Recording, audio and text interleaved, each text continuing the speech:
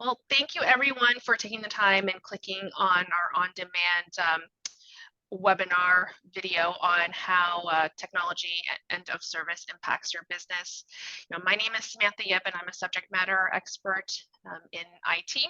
And of course, I have David Levine from ResTech Solutions on with us today because we're going to talk to you about how end of service technology will impact your business. Yep. Thank you, David. Samantha. So just quickly just introduce myself. Yes, as Samantha mentioned, I am David Levine. I'm actually the founder and CEO of ResTech Solution. We're based out of Houston, Texas.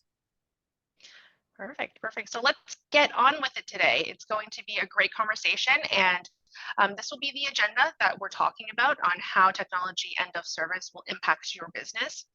So we are going to discuss kind of what the definition of what end of service and end of life means. We're also going to talk about not relying on your technology if it is end of service or end of life, both in the software as well as hardware that you might have in your environment, and how outdated software and hardware, what that looks like from your expectations maybe versus the real reality of having outdated software and hardware in your environment.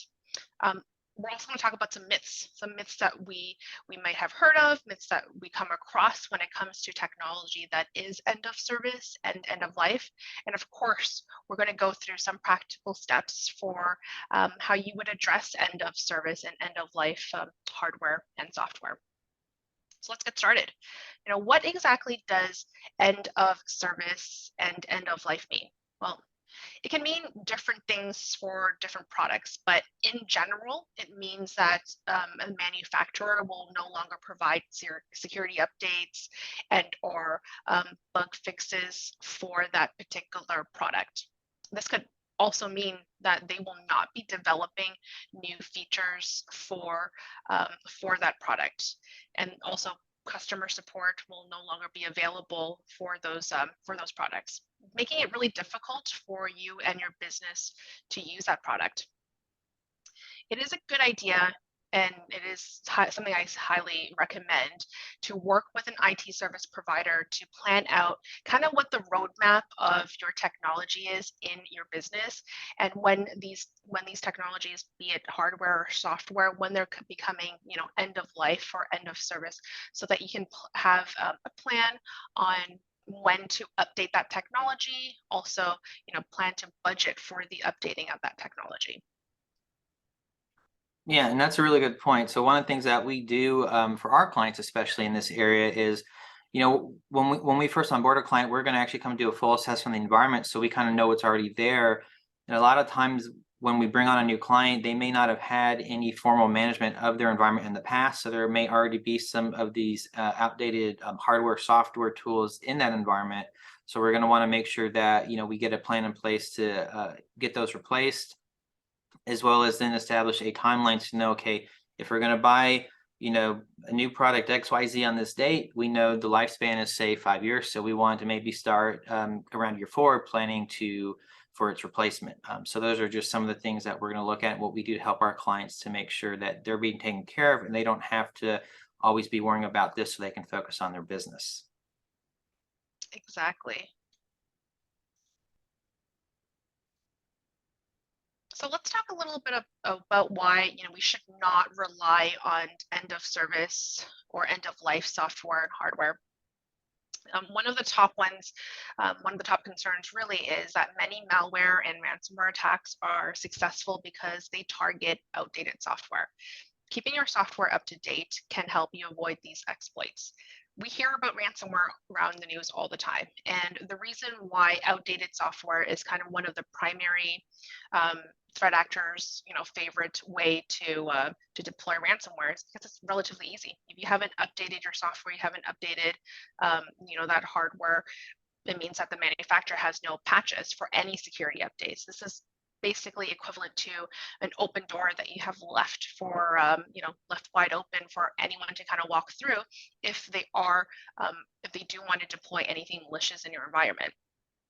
Outdated systems are also fairly inefficient and also frustrating to use. So think about the users in your organization that are using these outdated systems. It could be the final straw for a lot of employees or a lot of customers. So you want to look at refreshing and alleviating that work stress, and it also improves your cybersecurity. I would say a notable example that we've seen fairly recently in the news over the holiday season was Southwest Airlines. I mean, that was practically everywhere. I don't think anyone missed the news about all the cancellations and the issues that Southwest Airlines was having during the holiday season, and it impacted their business fairly significantly. And this was all due to outdated software that they were running. I mean, it's definitely caused bad brand reputation. And I don't know that David and I have definitely spoken, and we're going to think twice before we even book anything with Southwest Airlines going forward, because we don't want to be impacted in any sort of technology or outdated technology that they might have in their infrastructure.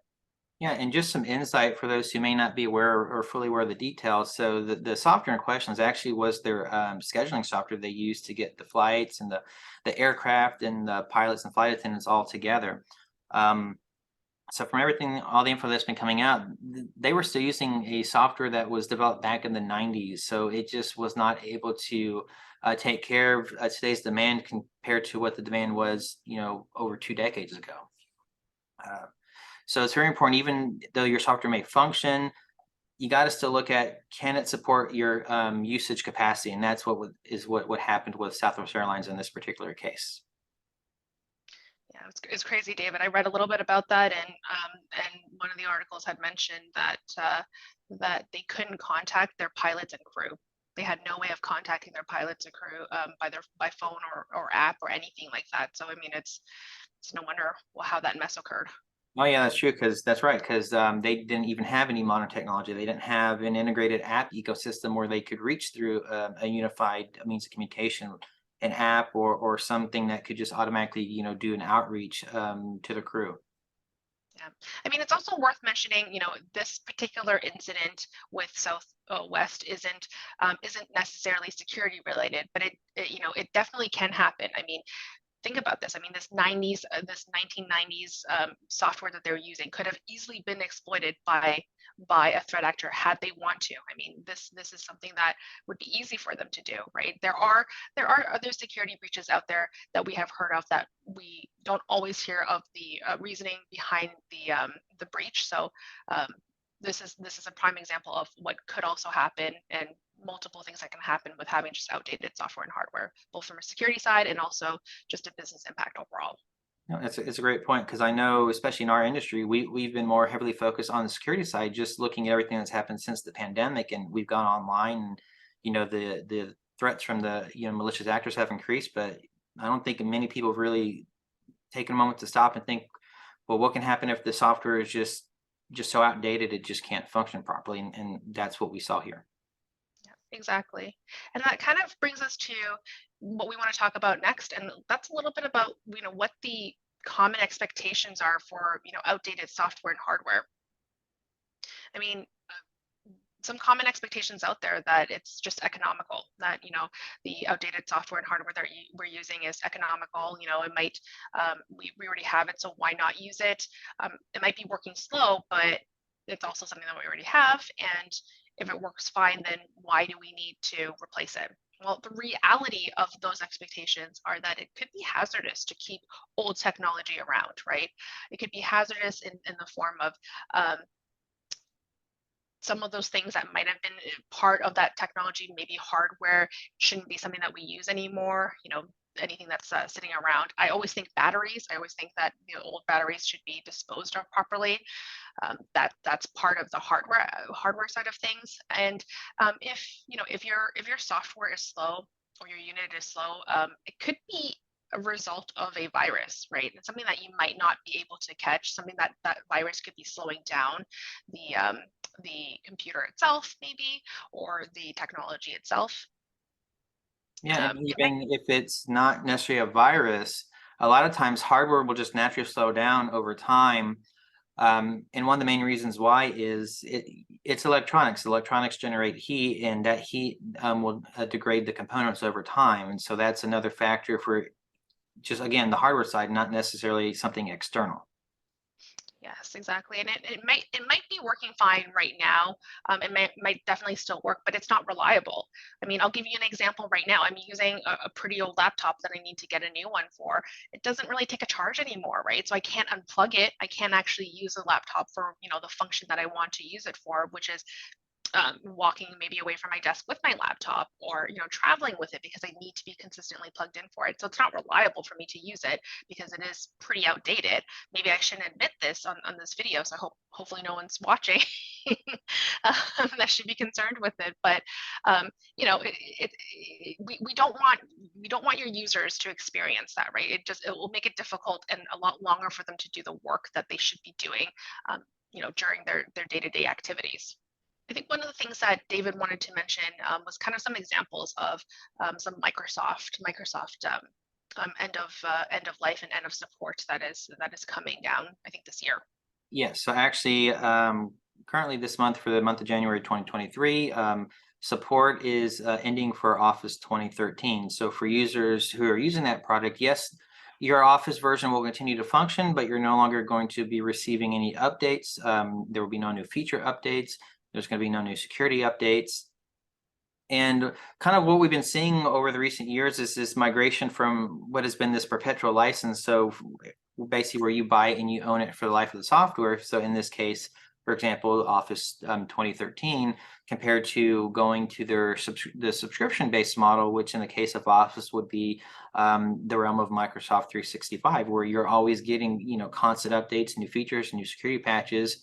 But instead of paying once for it, you're paying a monthly or an annual subscription. And that's kind of one of the transitions we're seeing. So that's something that I know a lot of businesses are judging, that, well, we still like this model of, buy it, we own it, but then balancing that with, having to do the upgrade every few years versus just always getting those upgrades, right when they come out, so you don't have to worry about it. And we've seen the same with our Windows operating systems. It was actually about 2 years ago that Windows 7 went into life. And even to today, we are still seeing businesses and users who still use Windows 7 because it was such a popular operating system. And again, talking about outdated software, there are still software apps they use that can only function on Windows 7 and don't work on the more modern operating systems such as Windows 10 or Windows 11. And, again, since we mentioned earlier about talking about planning, so for those of you who are currently using Windows 10 and have been on the fence about Windows 11 or not sure what to do, Windows 10 will be supported through October 2025. That date has already been confirmed by Microsoft last year. And so as you work to transition, if you got older hardware and you're looking to get a new system, today you can expect that most of those new systems will come with Windows 11 as the default option. So just something else to keep in mind as you are working on planning in today's environment with what you have today and with what you may be getting tomorrow. Good to know. So let's talk a little bit about some myths. I'm going to say top 3 common myths around end of service and end of life. Myth number 1. I hear this all the time, and David, you might agree with me as well. I'd be hearing it all the time around, if it's not broken, don't fix it, don't replace it. Yeah, that's something we do see quite often. In fact, just an example, I have a client that we kind of sort of take this approach with, just because in all these, I will preface, are going to be dealt with on a case-by-case basis. Just because sometimes it can cause more of a headache, especially when it's a very small, or even it can be a very large business to go and replace. If it's going to be more disruptive to business operations, you got to get more strategic on, when things get replaced. So maybe you have to kind of stagger your upgrades, or you got to find a time where, again, I have other clients where, the last week or 2 of every year, they shut down during the holidays. So that's a great time to do any major upgrades or updates to systems. Yeah, I mean, and that myth, I mean, I hear it all the time, but really the truth is nothing could be farther from the truth. I mean, if it's not broken, don't fix it. It's just not something that we would ever recommend. I mean, these are unsupported devices and software, and they're frequently targeted and exploited by cyber criminals. So don't leave your company vulnerable to attack just due to outdated technology. Refresh your cybersecurity posture to protect your organization. I mean, David mentioned as an example, Windows 10. I mean, yes, it's going to be supported well into 2025. It doesn't mean that we should wait until 2025 to start thinking about moving to updated technology, right? I mean, we have at least a few years to plan for that, and that's definitely something that we'll be talking about a little bit in the next steps, in the next slide over how to go about starting that starting that process. But we'll talk a little bit about myth number 2 here. Myth number 2, the product will no longer exist. So this isn't always true, of course. I mean, the product itself would still be available. It may no longer be supported with, security patching, any new feature updates, and it probably won't be supported by tech support anymore from that vendor, making it very difficult to keep your IT network and the devices secure from cyber threats. So one thing I'll actually add here that I've kind of observed as a trend. So as we mentioned earlier, historically, we have that perpetual license where you buy the software, you download it, you own it. But now with the rise of all of the SaaS, or the software as a service, the subscription-based software that we use, I'm seeing a lot of this when you buy software from a company and it's an online, you go on the web and you use it.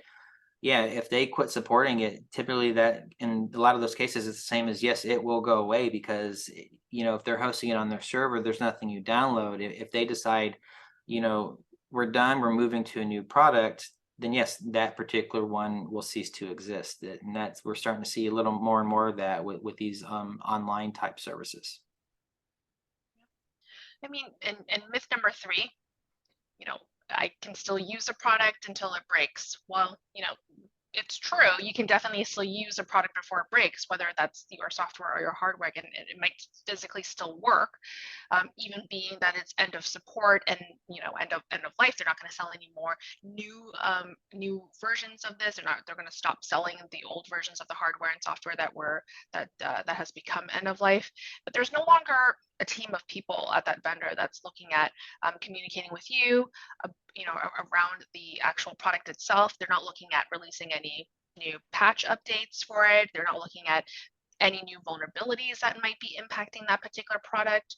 So this could definitely limit the safety of using that technology, the overall cybersecurity safety of using that technology.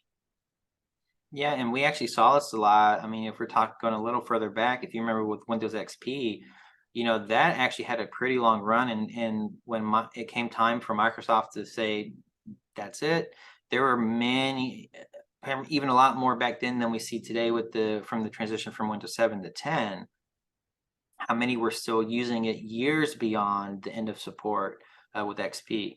So, and knowing that how many vulnerabilities had come up with that operating system after the fact. So yeah, again, even if it may still work, it doesn't mean it's a smart idea to keep using it. Yeah, absolutely. I mean, let's talk a little bit about how we should address some steps on addressing end of service and end of life for your software and your hardware. Now, organizations need to prioritize security immediately after identifying any end of life, end of support software and hardware. What our suggestion is to work with a reputable IT service provider who can provide necessary security protocols and of course security tools to keep your data safe. Also create a plan to keep any potential security risks at a minimum. That would probably be the first step that I would recommend.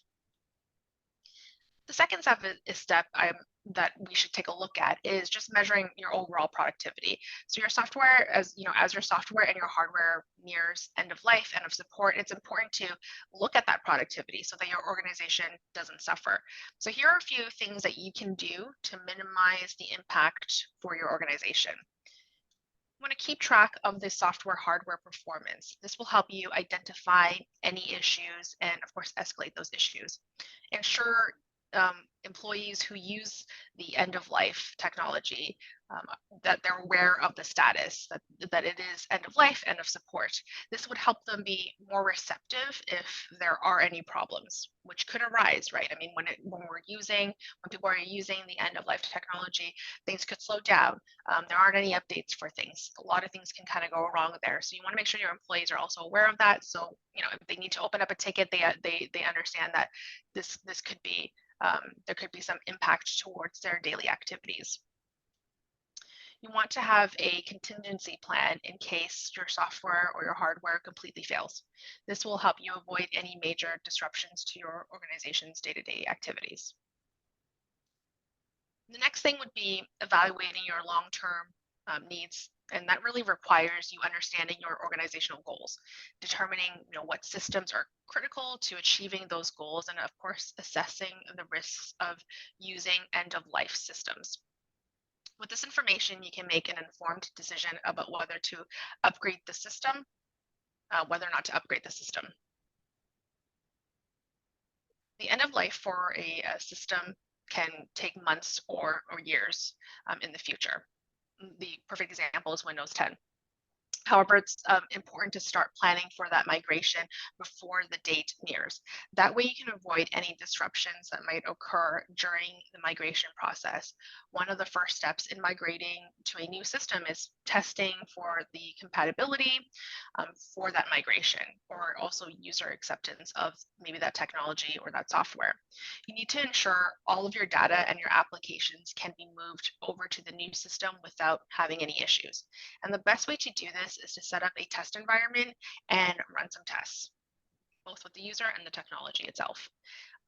There's a lot of steps. We've mentioned 4 steps right here, and it is definitely time consuming to go through these practical steps. So what we suggest is, if you don't know how to get started, our recommendation is to work with an IT service provider like ResTech Solutions to help you get started, to help you assess what is currently in your environment, to identify what might need to be updated and what might be at risk. Yes, thank you. And that is very true, very important. So one thing that's really important to know, you don't actually have to do this alone. You're not alone on this. We're here to help. One thing that we do offer for any prospective client is we do offer a complimentary consultation. So right here at the bottom, there's a link. You can go to the https://rts.sh/TC and book that consultation right on our calendar. Just answer a few simple questions. And we'll sit down and go through what's in your environment, what are your goals, what are you looking to do, set that priority list, so we can give you a list of recommendations and how we would recommend proceeding, especially if you decide you want to move forward and have us come help you and come on as your partner. And then we do something very similar for our clients is, periodically we're going to sit down and review, especially as we know, hey, maybe 2 years ago we put in these new systems, and we know in the next year to 2, we may want to start looking at considering replacing or upgrading. So we need to start planning. One tip I'll happily share here that I tell all my clients is, this is going to be coming down the pipeline. So start building a budget, start setting aside a little bit every month so you can kind of save up, and it's not all one big expense. You got to figure out where the money is going to come from, because now you've already been setting that money aside, so it's ready to go.